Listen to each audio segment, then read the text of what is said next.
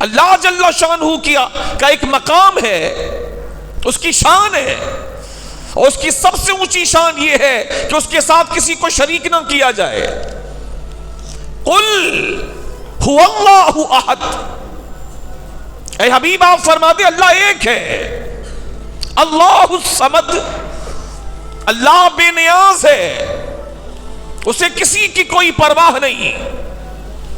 ساری دنیا اس کی عبادت کرے تو اس کی شان بڑھ نہیں جائے گی، اور ساری دنیا اگر اس کا انکار کر دے تو اس کی شان کم نہیں ہوگی۔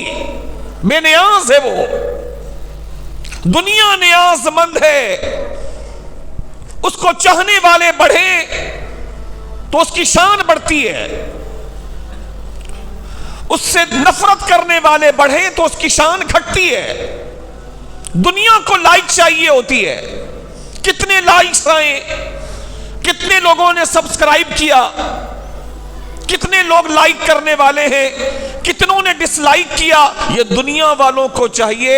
اللہ بادشاہ ہے، وَلِلَّهِ مِيرَاثُ السَّمَاوَاتِ وَالْأَرْضِ وَلِلَّهِ جُنُودُ السَّمَاوَاتِ وَالْأَرْضِ۔ ان سے پوچھو کہ کائنات کا پیدا کرنے والا کون ہے، یہ کہیں گے اللہ۔ ان سے پوچھو آسمانوں کو بنانے والا کون ہے، یہ کہیں گے اللہ۔ ان سے پوچھو دانوں کو پھاڑ کر انہیں پودا بنانے والا، درخت بنانے والا کون ہے، یہ کہیں گے اللہ۔ انہیں کہو کہ آسمانوں کو ثابت رکھنے والا کون ہے، یہ کہیں گے اللہ۔ انکار کی کوئی گنجائش ہے نہیں، اس لیے کہ مظاہر فطرت خود بتا رہے ہیں اس کائنات کو سنبھالنے والا کوئی ہے، اور وہ ایک ہی ہے، اور وہ کوئی اور نہیں، صرف خدا ہے۔ اس کو لائک اور ڈس لائک سے فرق نہیں پڑتا، ساری دنیا اس کو سجدے کرے اس کی عزت نہیں بڑھتی، ساری دنیا اس کا انکار کر دے اس کی عزت میں کوئی کمی نہیں آتی۔ وَلِلَّهِ الْعِزَّةُ وَلِرَسُولِهِ، ساری عزت اللہ کے لیے ہے، ساری عزتوں کا مالک اللہ ہے، لہذا اس کی شانوں میں سے ایک سب سے اونچی شان یہ ہے وہ اکیلا ہے، لا الہ الا ہو، لا الہ الا ہو، کوئی معبود نہیں، صرف ایک اللہ۔ لم یلد ولم یولد، وہ اتنا اپنی ذات میں تنہا اور اتنا اپنی ذات میں یکتا اور یگانہ ہے کہ اس کا کوئی باپ نہیں، اس کی کوئی ماں نہیں، نہ اس کی کوئی اولاد ہے کہ اس نے کوئی بیٹا پیدا کیا ہو یا بیٹی پیدا کی ہو، کوئی اس کی بیٹی نہیں، کوئی اس کا بیٹا نہیں۔ ولم یولد، کوئی اس کا باپ نہیں، کوئی اس کی ماں نہیں۔ ولم یکن لہ کفوا احد، اور کائنات میں کوئی ایک بھی ایسا نہیں ہے جو اس کا شریک، اس کے جوڑ کا، اس کا ساتھی بن سکے۔ ساری کائنات کا اکیلا پیدا کرنے والا اور اکیلا چلانے والا اور اکیلا سنبھالنے والا ہے۔ وہ تھا جب کچھ نہ تھا، وہ ہوگا جب کچھ نہ ہوگا، وہ اس وقت بھی تھا جب کچھ نہیں تھا، جب اشیاء عدم سے وجود میں نہیں آئی تھی وہ تھا،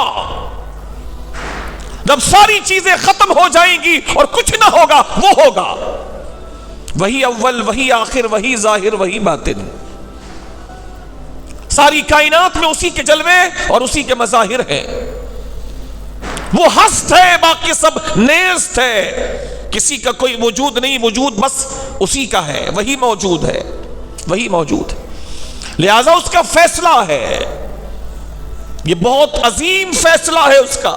ان اللہ لا یغفر ان یشرک بہ، اللہ جل شانہ شرک کو کبھی بھی معاف نہیں فرمائے گا۔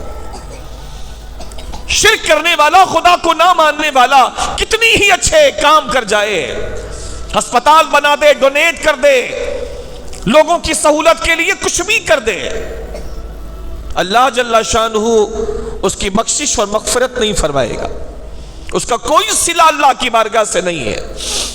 ایمان بنیاد ہے، ایمان، ایمان کے بغیر کچھ بھی نہیں۔ کوئی کتنے بھی اچھے کام کر لے، اگر ایمان نہیں تو اس کا کوئی عمل اللہ کی بارگاہ میں قبول نہیں۔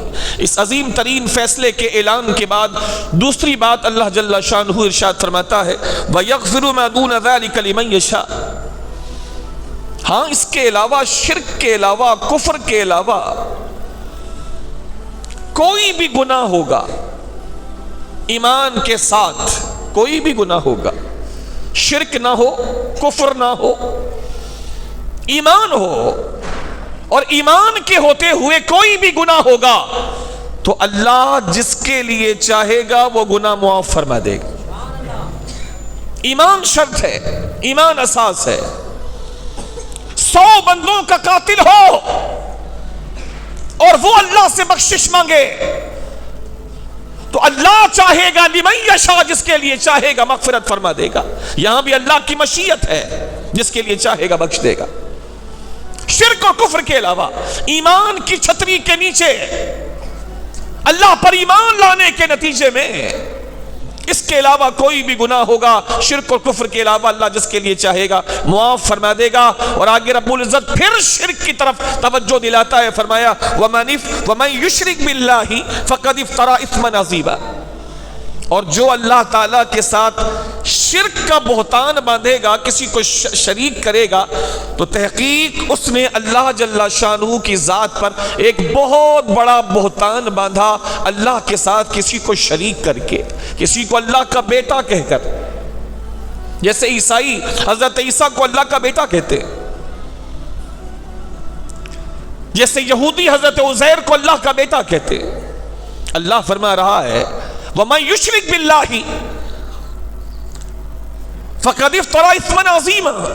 جو اللہ تعالیٰ پر شرک کرے، اللہ کے ساتھ کسی کو شریک کرے، تو اس نے اللہ پر بہت بڑا بہتان اور بہت بڑا افطرا باندھا۔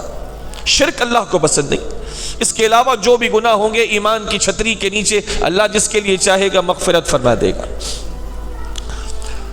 یہاں جہاں یہ بات واضح ہو رہی ہے کہ اللہ شرک کبھی بھی معاف نہیں فرمائے گا، چاہے کوئی دنیا میں کتنے اچھے کام کر لے، وہ اپنے والدین کا کتنا بھی فرما بردار ہو، لیکن شرک پر مرے اللہ اسے معاف نہیں فرمائے گا۔ یہ اللہ کا دو ٹوک فیصلہ ہے۔ وہیں یہ بات بھی پتہ چلی کہ ایمان ہو جس کا تو اللہ جل شانہ اپنی مہربانی خاص سے جس کو چاہے گا اس کے گناہ معاف فرما دے گا۔ لہذا اس دوسرے ٹکڑے کی روشنی میں ہم اللہ کی بخشش کے کچھ واقعات آپس میں ذکر کرنا چاہتے ہیں، تاکہ اللہ جل شانہ کی طرف اس کی بخشش حاصل کرنے کے لیے ہم پیش قدمی کر سکیں کہ اتنا بڑا بادشاہ ہو کر ہم جیسے گناہگاروں کو معاف کرنا چاہتا ہے، ہمارا کیا اقدام اس حوالے سے ہونا چاہیے اللہ سے بخشش حاصل کرنے کے لیے۔ میں اس ضمن میں پہلے آپ کو ایک واقعہ سناؤں جو حدیث طیبہ سے ثابت ہے، اور آپ کو یہ پتہ چلے کہ خدا اپنے بندوں کو کس طرح معاف کرنا چاہتا ہے۔ اور اس واقعے سے جو حدیث پاک سے ثابت ہے، آپ کو اندازہ ہوگا کہ اللہ جل شانہ مغفرت چاہنے والوں اور اپنی طرف آنے والوں کو کیسے رستے پہ رستہ عطا فرماتا ہے۔ چنانچہ اہل علم جانتے ہیں کہ ایک شخص نے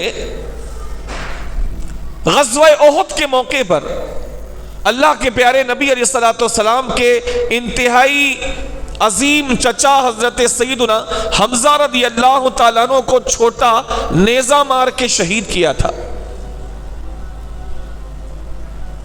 جن کا نام وحشی ہے۔ وحشی بعد میں یہ مسلمان ہو گئے۔ ایک خاتون نے وحشی کو تیار کیا تھا، اس خاتون کا نام ہندا تھا، انہوں نے بھی بعد میں اسلام قبول کر لیا۔ تو وحشی وہ ہیں جنہوں نے حضور کے انتہائی چہیتے چچا کو نیزہ مار کے شہید کیا تھا، اور حضور چند موقعوں پہ بہت زیادہ روئے ہیں۔ ایک موقع یہ تھا جب حضور کے سامنے ان کے انتہائی عظیم چچا حضرت حمزہ رضی اللہ تعالی عنہ کی لاش رکھی ہوئی تھی، اور اس لاش کے ساتھ بہت ہی بہیمانہ سلوک کیا گیا تھا۔ حضور کو اس موقع پر انتہائی دکھ تھا، اور میں وہ جملہ بھی حضور کا کوٹ کروں گا جس سے آپ کو اندازہ ہوگا کہ حضور کو اپنے چچا کے اس قتل پر کتنا دکھ تھا۔ اس وحشی نامی شخص نے حضرت حمزہ رضی اللہ تعالیٰ عنہ کو نیزہ مارا اور حضرت حمزہ رضی اللہ تعالیٰ عنہ شہید ہو گئے۔ تو ہندہ جس خاتون نے وحشی کو تیار کیا تھا بڑے مال کی لالچ دے کر کہ اگر تم نے میرا یہ کام کر دیا تو میں تمہیں یہ کچھ دوں گی، اس خاتون نے آ کر کے حضرت حمزہ کا سینہ پھاڑا، شہادت کے بعد سینہ پھاڑا، اور سینہ پھاڑنے کے بعد ان کے کلیجے کو کاٹ کر ان کے وجود سے نکالا، اور نکالنے کے بعد ان کے کلیجے کو اپنے منہ میں لے کر چبا کر نگلنا چاہا تو نگل نہیں پاتی ہیں، اور پھر وہ اس کو باہر تھوک دیتی ہے۔ اور حضرت حمزہ رضی اللہ تعالیٰ عنہ کے کان کاٹے جاتے ہیں، اور شاید ناک بھی، اور ناک اور کان کاٹ کر اس کو ہار بنا کر گلے میں وہ خاتون پہنتی ہے، ناک اور کان کاٹ کر۔ اتنا بغض حضور کے سگے چچا، لیکن اسلام اور اسلام کا خدا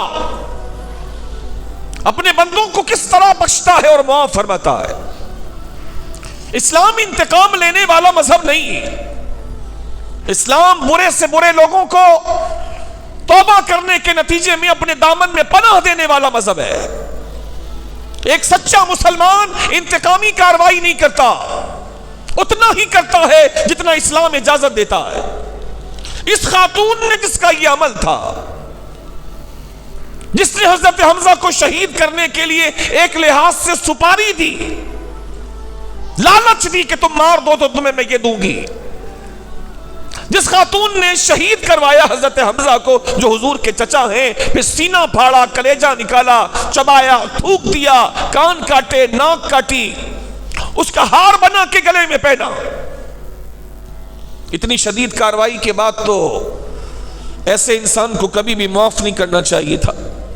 لیکن سبحان اللہ العظیم، جب مکہ فتح ہوا تو جہاں بڑے بڑے لوگ حضور کے پاس آئے معافی مانگنے کے لیے، یہ خاتون بھی حضور سے معافی کی عرض لے کر آئی تو اللہ کے نبی علیہ الصلوۃ والسلام کو وہ ساری باتیں یاد تھیں کہ میرے چچا کو مروایا کس نے، سینہ پھاڑا کس نے، کان کاٹے کس نے، ناک کاٹی کس نے، پورا وجود لہو لہان کروایا کس نے، وہ عورت سامنے کھڑی ہے۔ لیکن اسلام کا خدا اور اسلام کے پیغمبر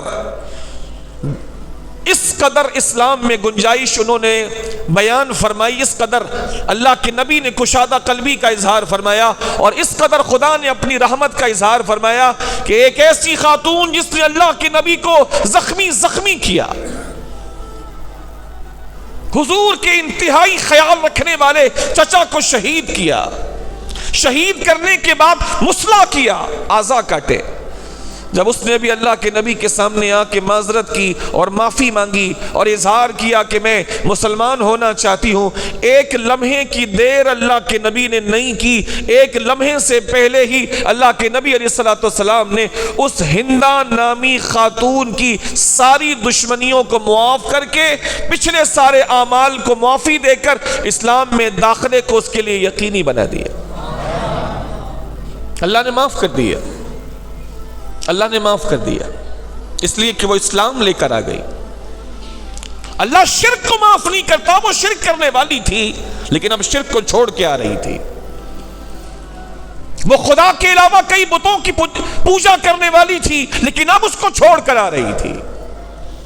اس نے کئی غلطیاں کی تھی، ایک بڑی غلطی یہ کی تھی شرک کے بعد کہ اللہ کے نبی کو سخت اذیت دی تھی، لیکن اسلام لانے کے نتیجے میں اللہ اور رسول نے سب کچھ معاف کر دیا، اور کبھی بھی اس کے بعد اللہ اور رسول نے کبھی بھی اس کو شرم نہیں دلائی کہ تم ہی ہونا وہ جس نے یہ حرکت کی میرے نبی کے چچا کے ساتھ، یا کبھی نبی نے فرمایا ہو کہ تو ہی ہے نا جس نے میرے چچا کے ساتھ یہ سلوک کیا، کبھی نہیں۔ اتنی گنجائش ہے اللہ کے نبی کے سینے میں اور اللہ کی رحمت کے دامن میں۔ دوسرا بندہ وہ جس نے حضور کے چچا کو مارنے کے لیے پیسے لیے تھے، وحشی، جس نے تاک کے نشانہ مارا تھا حضرت حمزہ کے پیڑوں پر، وہ نشانہ جا کے ٹھیک جگہ پر لگا اور حضرت حمزہ گر گئے، اس کے نتیجے میں شہید ہو گئے۔ اب ان کے حوالے سے اللہ کی جو مہربانیاں ہیں نا، میں وہ ذکر کرنا چاہ رہا ہوں اور یہ بتانا چاہ رہا ہوں کہ اللہ کافروں پر جب اتنی نوازش فرما رہا ہے، جب وہ کافر اللہ کی طرف آنا چاہ رہا ہے تو اللہ اتنی نوازش فرما رہا ہے۔ کافر مشرک شرک چھوڑ کے اللہ کی طرف آنا چاہ رہا ہے تو اللہ اتنی نوازش فرما رہا ہے۔ تو جب ایک ایمان رکھنے والا اپنے گناہوں کو چھوڑ کر اللہ کی طرف آنا چاہے گا تو اللہ اس پر کتنی نوازشات فرمائے گا۔ وہ تو کافر ہے، وہ تو مشرک ہے، وہ اللہ اور رسول کو اذیت دینے والا ہے۔ من آذانی فقد آذی اللہ، حضور فرماتے ہیں میرا تعلق اللہ سے ایسا ہے جو مجھے اذیت دیتا ہے گویا وہ اللہ کو اذیت دیتا ہے۔ وہ شخص جو اللہ اور رسول کو اذیت دینے والا، شرک کرنے والا، وہ اب اسلام کے قریب آ رہا ہے۔ مکہ فتح ہوا تو یہ وحشی اللہ کے نبی کے پاس آ رہا ہے۔ اب ایک ایک جملہ انتہائی قابل غور ہے جس سے یہ بات سمجھ آئے گی کہ اللہ اپنے بندوں سے کیا چاہتا ہے، اللہ کا اپنے بندوں سے تعلق کیا ہے، اللہ اپنے بندوں پر کتنا مہربان اور کتنی بخشش فرمانے والا ہے۔ چنانچہ یہ صاحب وحشی رضی اللہ تعالیٰ عنہ جو مسلمان ہوئے، پھر صحابی بنے، پھر سارا وقت اپنا اللہ کے دین کے لیے دے دیا، یہ اللہ کے نبی کے پاس آتے ہیں اور آ کے کہتے ہیں کہ اے محمد صلی اللہ علیہ وسلم، یعنی آپ جرت بھی دیکھیں، حضور نے ایک بات ان سے ضرور کہی تھی، معاف کرنے کے بعد میرے رسول نے ایک بات ضرور فرمائی تھی، فرمایا تم سے جتنا ہو سکے یہ کوشش کرنا کہ تمہارا اور میرا سامنا نہ ہو، جتنا تم سے ہو سکے یہ کوشش کرنا کہ تمہارا اور میرا سامنا نہ ہو، اس لیے کہ جب بھی تم میرے سامنے آؤ گے تو مجھے اپنے چچا حمزہ کی یاد ستائے گی۔ حضور کو اتنا دکھ تھا۔ دوسرا جملہ جو میں کوٹ کروں گا اس سے آپ کو پتہ چلے گا کہ اللہ کے نبی نے اس بندے کے لیے فیصلہ کیا کیا تھا۔ چنانچہ وحشی حضور کے پاس آئے اور آ کے کہنے لگے اے محمد صلی اللہ علیہ وسلم، میں آپ سے امان مانگنے آیا ہوں، امان، آپ مجھے امان دیں گے تاکہ میں آپ کی امان میں آ کر میں آپ سے آپ کے خدا کا کلام سنوں کہ آپ کا خدا میرے لیے کیا فرماتا ہے۔ ایک مشرک وہ اللہ کی طرف آنا چاہ رہا ہے، اس نے آ کے ساتھ اللہ کے نبی سے امان مانگی، امان، چونکہ اس بندے کو معلوم تھا کہ اللہ کے نبی مجھ سے انتہائی ناراض ہیں اور کہیں میں قابو میں آ گیا تو مجھے قتل کر دیا جائے گا۔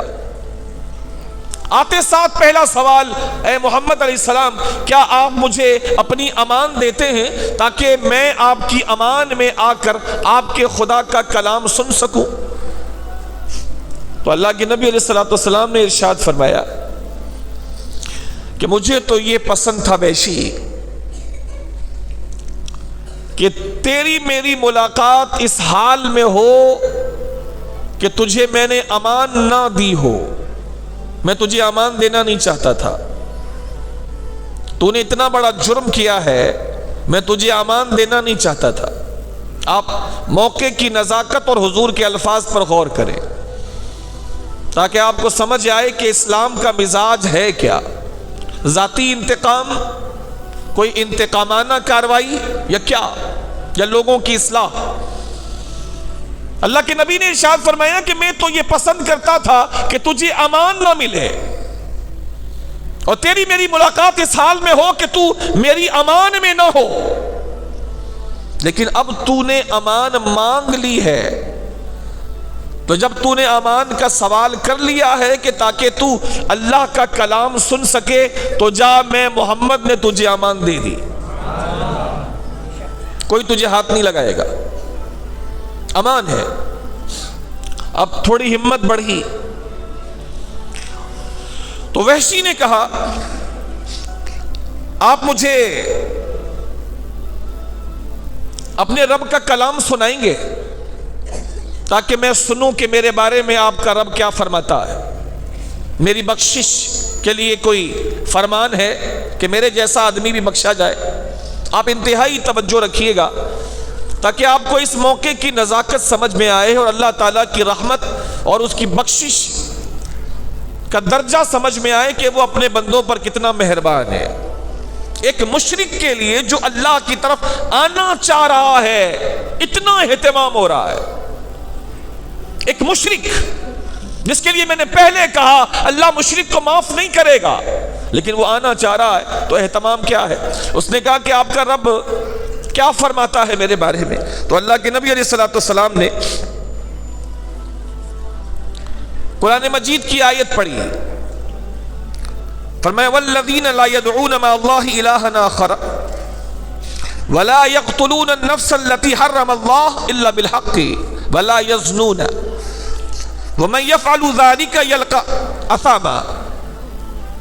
اللہ کے نبی علیہ السلام نے قرآن کی آیت تلاوت فرمائی، فرمایا کہ اللہ تعالیٰ یہ ارشاد فرماتا ہے کہ وہ لوگ جو اللہ کے ساتھ کسی اور کو شریک نہ کریں، نہ کرتے ہوں،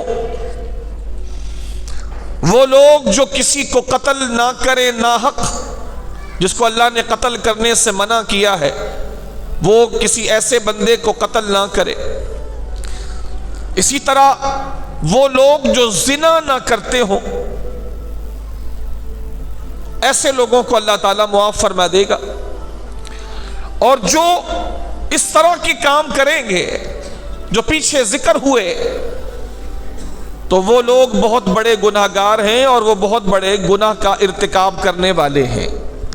یہ آیت اللہ کے نبی نے تلاوت فرمائی جس میں یہ پیغام دیا کہ جو اللہ کے علاوہ کسی کو شریک نہیں کریں گے، جو زنا نہیں کریں گے، جو کسی کو ناحق قتل نہیں کریں گے تو اللہ ان کو معاف کر دے گا۔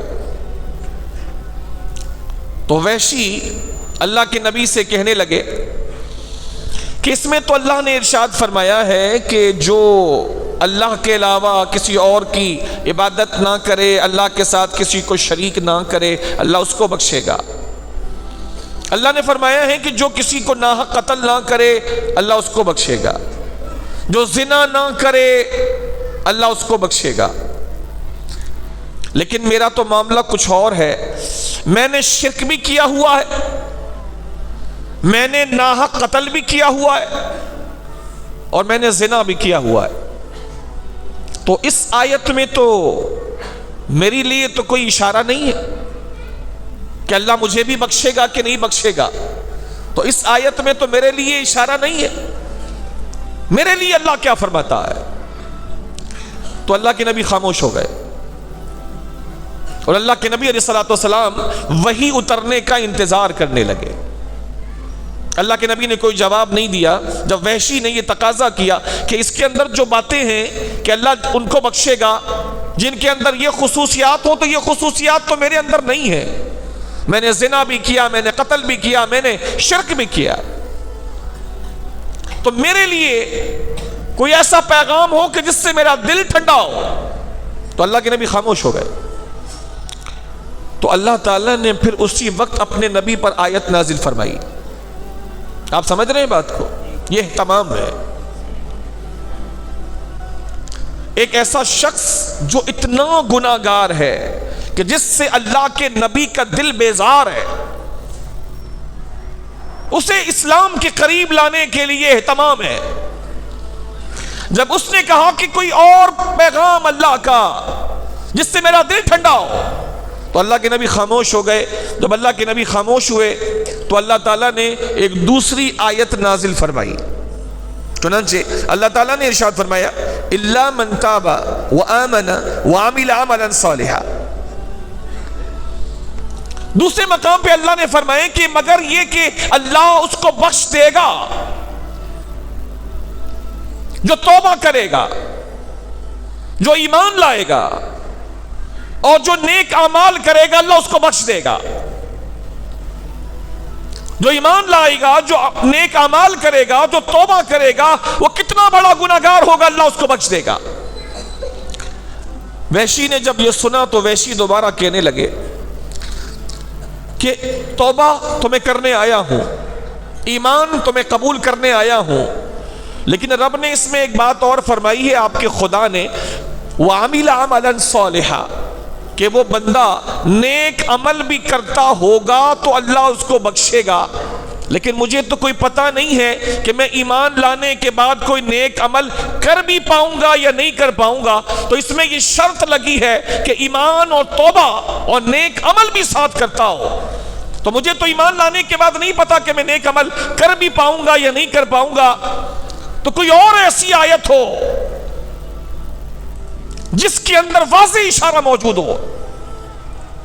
اب ایک بندہ جس سے پہلے ہی دل دکھا ہوا ہو، اور ایک بندہ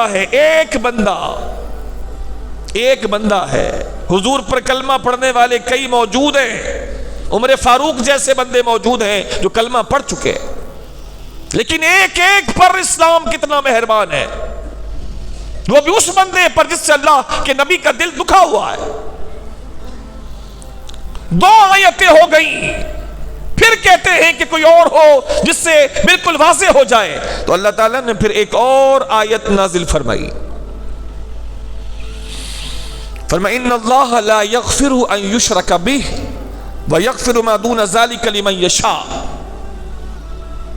اللہ شرک کرنے والے کو نہیں بخشے گا، شرک کے علاوہ جو بھی بندہ ہو، ایمان والا ہو، ایمان لانے کے بعد جو گناہ کرے گا، اللہ جس کے لیے چاہے گا معاف کر دے گا۔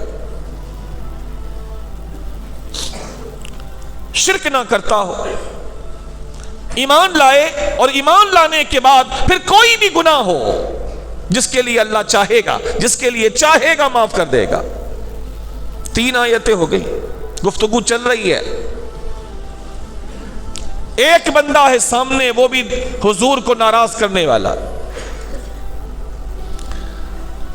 انہوں نے کہا کہ اے محمد صلی اللہ علیہ وسلم، اس میں ساری باتیں ٹھیک ہیں، لیکن ایک بات پر میرا دل ابھی بھی رکا ہوا ہے، وہ یہ کہ رب نے ارشاد فرمایا کہ آپ کا رب جس کو چاہے گا معاف کرے گا، جس کو چاہے گا معاف کرے گا، اور میں اس بات سے ڈر رہا ہوں کہ کیا پتا اللہ مجھے معاف نہ کرنا چاہے، چونکہ آپ کا رب تو یہ فرما رہا ہے کہ شرک کے علاوہ ایمان والوں کا جو بھی گناہ ہوگا، جس کے لیے اللہ چاہے گا اس کو معاف کرے گا۔ کیا پتا اللہ مجھے معاف نہ کرنا چاہے، تو مجھے یہ ڈر ہے کہ میرے ایمان لانے کے بعد بھی اللہ کا معاف کرنے کا ارادہ میرے لیے نہ ہو، تو اگر آپ کے رب نے مجھے معاف نہ کیا تو میں تو مارا جاؤں گا۔ سبحان اللہ العظیم۔ اب اللہ نے 4تھی آیت نازل فرمائی، 4تھی آیت اتر رہی ہے۔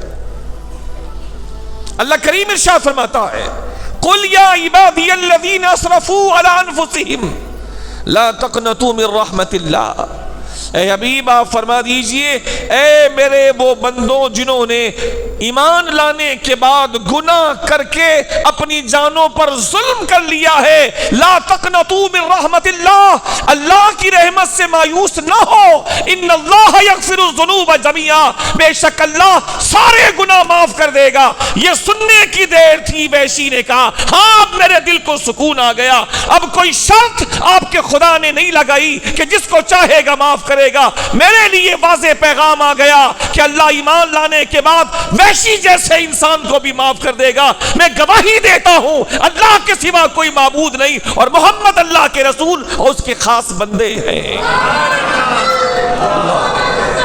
یا رسول اللہ۔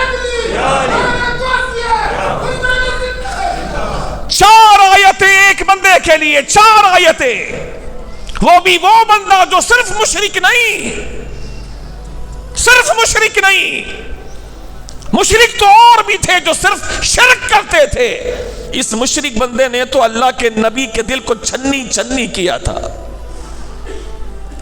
اس مشرک بندے نے تو اللہ کے نبی کے چچا کو شہید کر کے ان کے کلیجے کو چبائے جانے کا سبب بنا، حضور کے چچا کے مسلح کیے جانے کا سبب بنا۔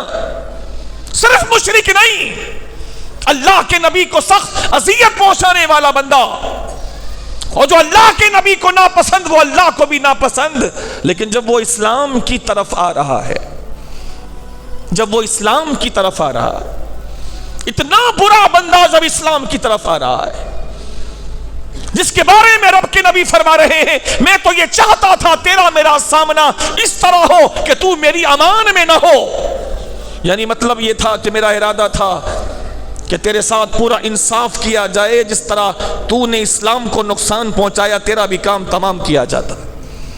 میرا ارادہ نہیں تھا تجھے امان دینے کا، لیکن جب کہ تو نے امان مانگی، تو نے سوال کیا کہ مجھے امان دی جائے تاکہ میں آپ کے رب کا کلام سنوں، جب تو اسلام کے قریب آنے کا ارادہ کر چکا تو میں نے تجھے امان دے دی۔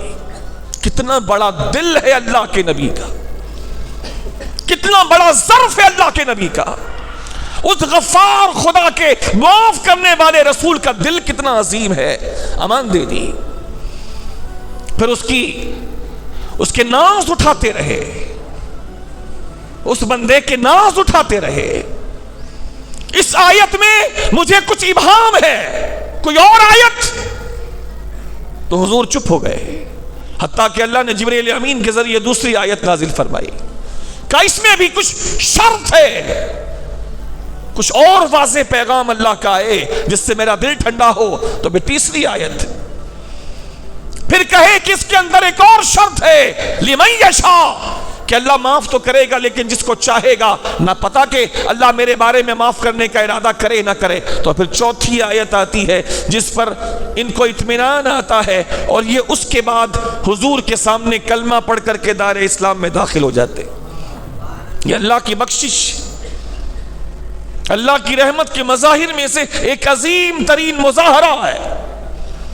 جس شرک کے بارے میں اس نے کہا کہ وہ کبھی معاف نہیں کرے گا، اسی قبیلے کا آدمی جب اسلام کی طرف آ رہا ہے، ابھی حالت شرک میں ہے لیکن اسلام کی طرف وہ آنا چاہتا ہے، تو اللہ تعالیٰ نے کتنی عمدگی سے اس کے لیے مختلف آیتیں اپنی حکمت کے پیش نظر اتاری، یہاں تک کہ اس بندے کو اطمینان حاصل ہو گیا اور وہ دار اسلام میں داخل ہو گیا۔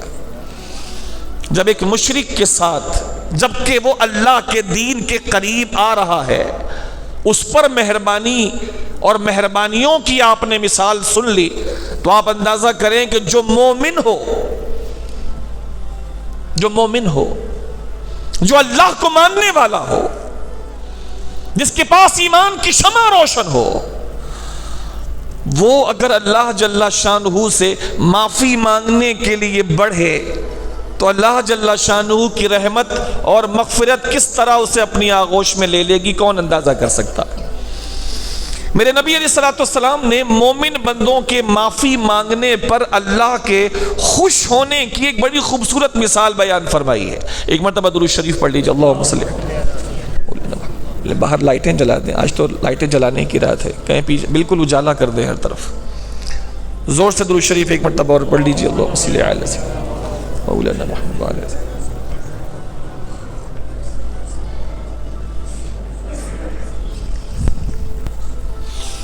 یہ بڑی خوبصورت مثال ہے اس بات کو سمجھانے کے لیے کہ جب کوئی بندہ مومن، مسلمان بندہ اللہ کی طرف آتا ہے کہ اللہ مجھے معاف کر دے، یہ جو میرے بھائی یہ ہاتھ اٹھانا ہے نا اللہ کے سامنے، یہ ہاتھ اٹھانا یہ اللہ کی بہت بڑی مہربانی اور اس کی توفیق ہے، یہ بہت بڑی توفیق ہے۔ اللہ سے بات کرنا یہ اللہ تعالیٰ کی بہت بڑی مہربانی ہے۔ کبھی تنہائی میں بیٹھ کر یا کبھی کسی اچھے مجمع میں بیٹھ کر اللہ جل شانہ کو مخاطب کر کے اپنا دکھ بیان کرنا اور اپنے نفس کے خلاف اللہ سے مدد مانگنا کہ میرے مالک تو ہی میرا مددگار ہے، میری مدد فرما، میرے نفس نے مجھے کہیں کا نہیں چھوڑا، ذلیل اور رسوا کر دیا، جس کو امام احمد رضا کہتے ہیں ہائے نفس یہ کیا ظلم ہے، ہائے نفس یہ کیا ظلم ہے، ہر آن ایک تازہ جرم ہے، ہر لمحے ایک نیا جرم کر رہا ہے۔ اے نفس اللہ کو منہ دکھانا ہے، کیا منہ دکھاؤں گا میں اللہ کو؟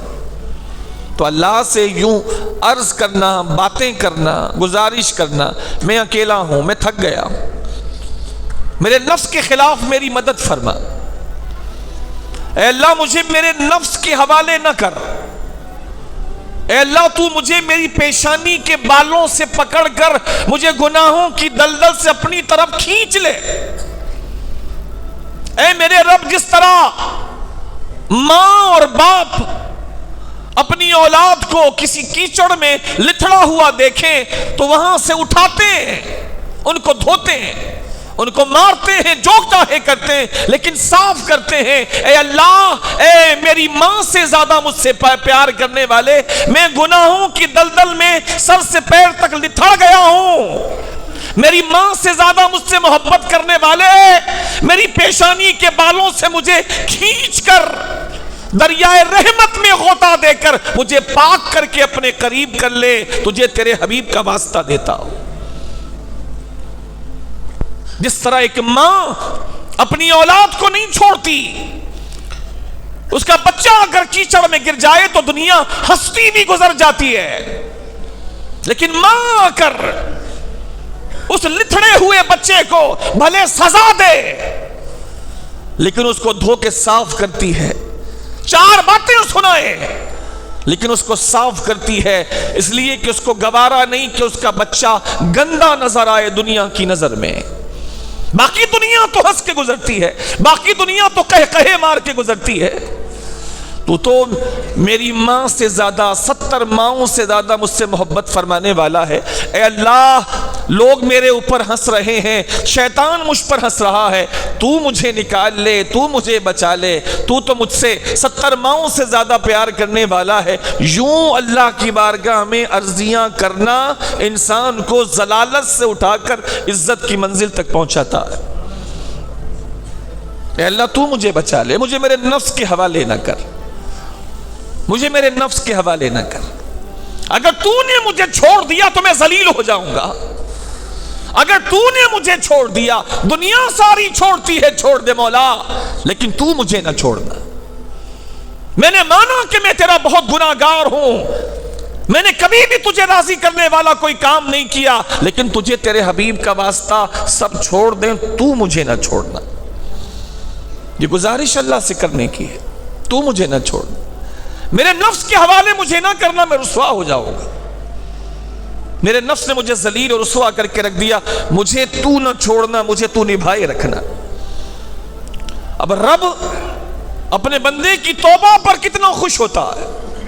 اللہ کے نبی نے ایک ایسی مثال بیان فرمائی کہ سبحان اللہ۔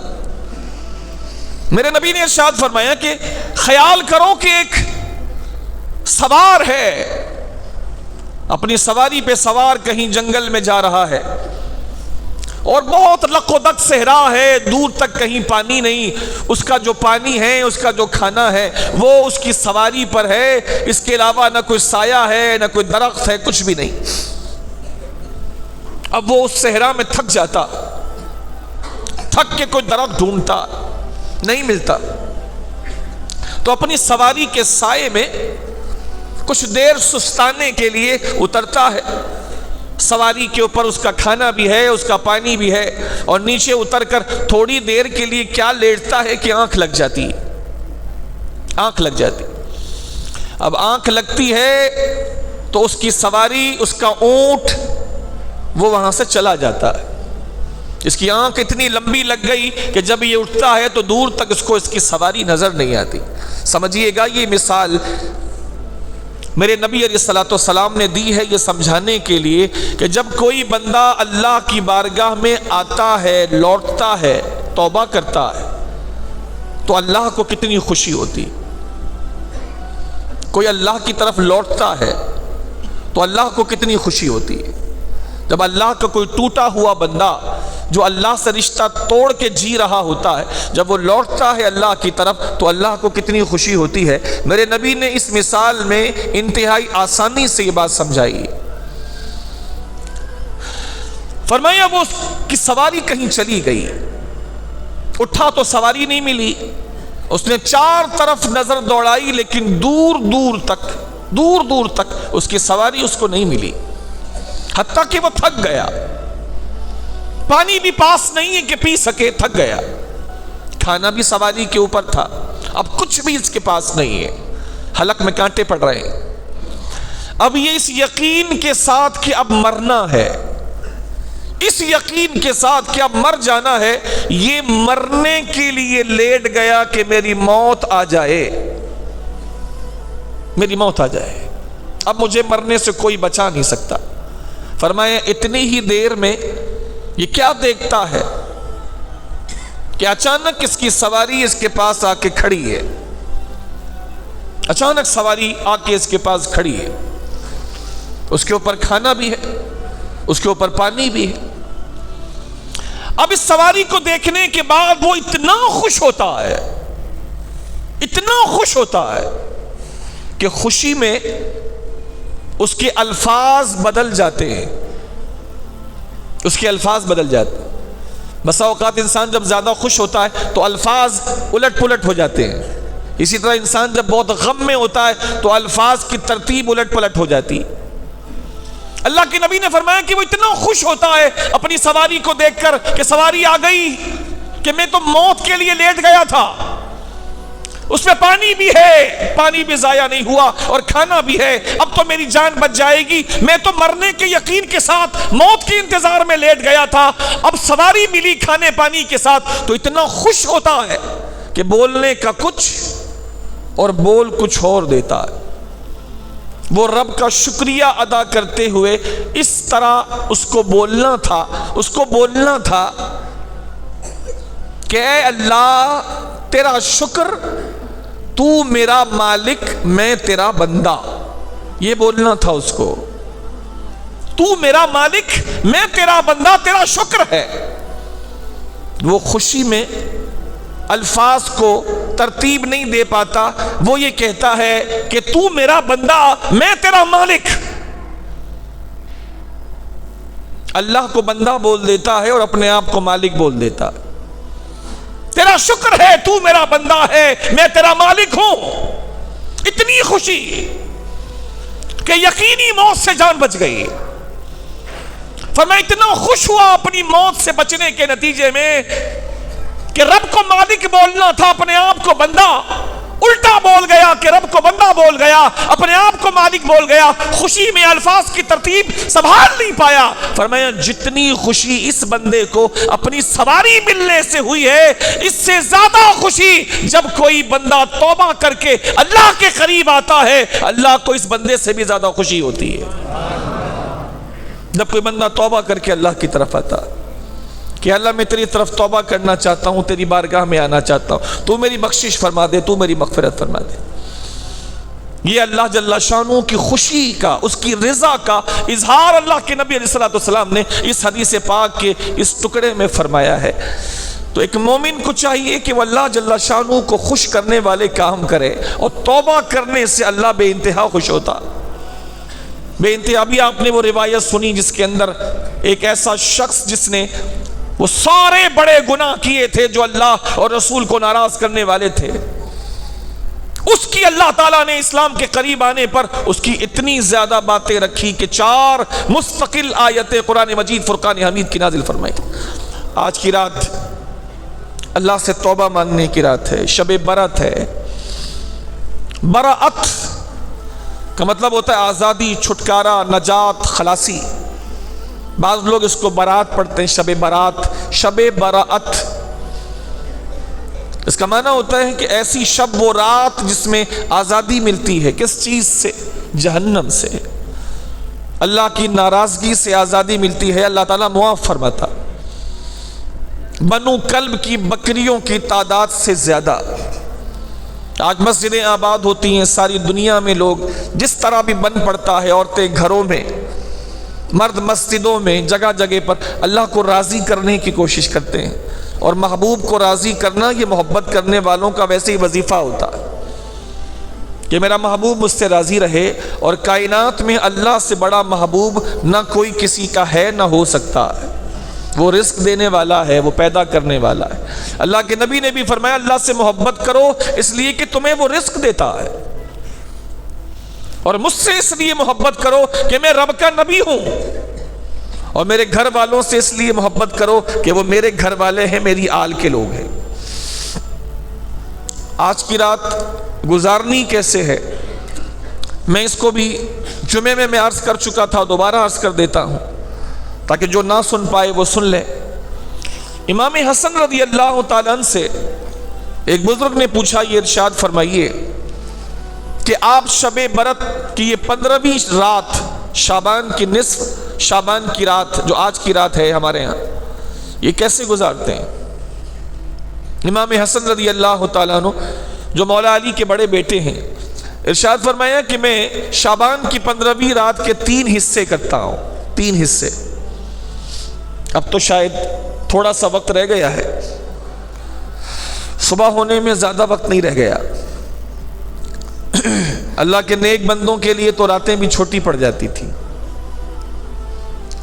حضرت سیدہ فاطمہ الزہرا رضی اللہ تعالیٰ عنہ سردی کی راتوں میں، حالانکہ ساری دنیا میں سردی کی راتیں بڑی ہوتی ہیں اور دن چھوٹے ہوتے ہیں، سیدہ فاطمہ الزہرا رضی اللہ تعالیٰ عنہ سردی کی راتوں میں دن بھر کے کام کاج کے بعد جب رات میں اللہ کی عبادت کرنے کے لیے اٹھتی تھی تو لمبے لمبے سجدے کیا کرتی تھی، اور سجدے میں ہی فجر کا وقت قریب ہو جاتا تھا تو سجدے سے سر اٹھا کے اللہ سے عرض کرتی تھی کہ یا اللہ تو نے رات کتنی چھوٹی بنائی ہے کہ فاطمہ صحیح سے سجدہ بھی نہیں کر پاتی۔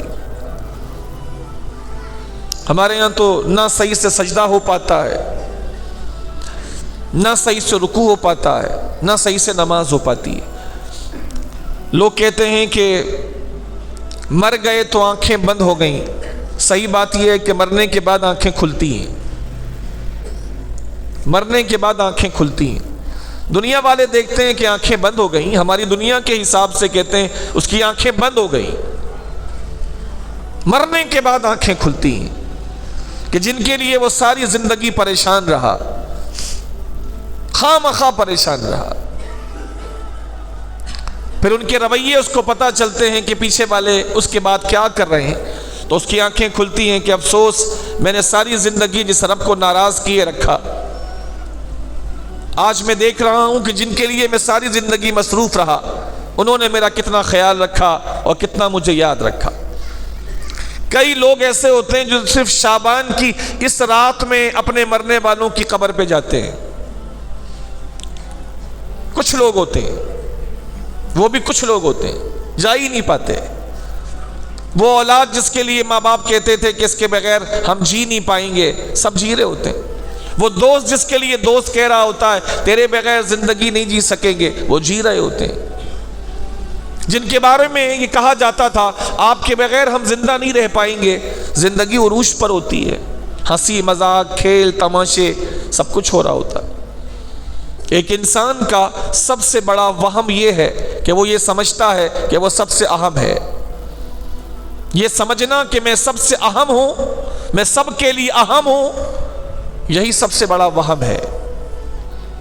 آپ اہم نہیں ہیں، آپ کے بغیر دنیا چل رہی ہے اور ویسے ہی چلے گی آپ کے بعد بھی، جیسے آپ سے پہلے جو لوگ دنیا سے چلے گئے ان کے بعد جیسی دنیا چل رہی ہے آپ کے جانے کے بعد بھی دنیا ویسی چلتی رہے گی۔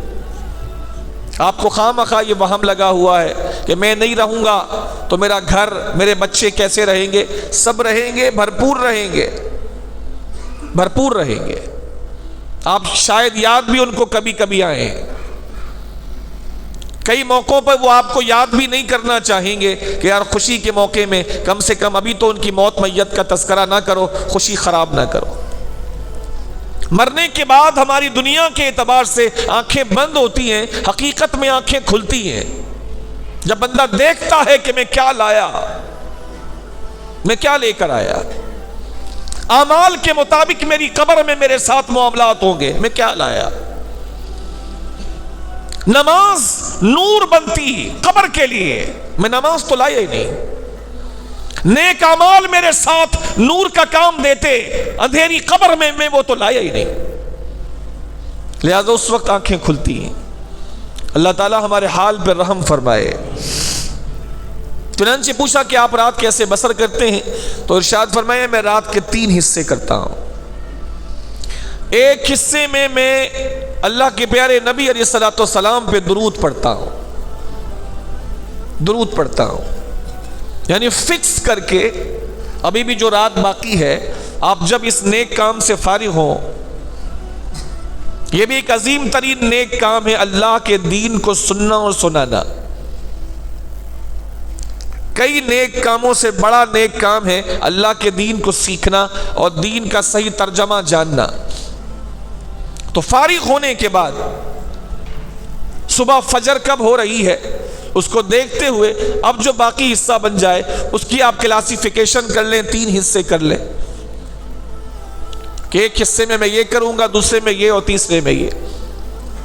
چنانچہ فرمایا کہ میں ایک حصے میں اللہ کے نبی پر درود پڑھتا ہوں. یہ درود پڑھنا بھی پورا ایک کام ہے.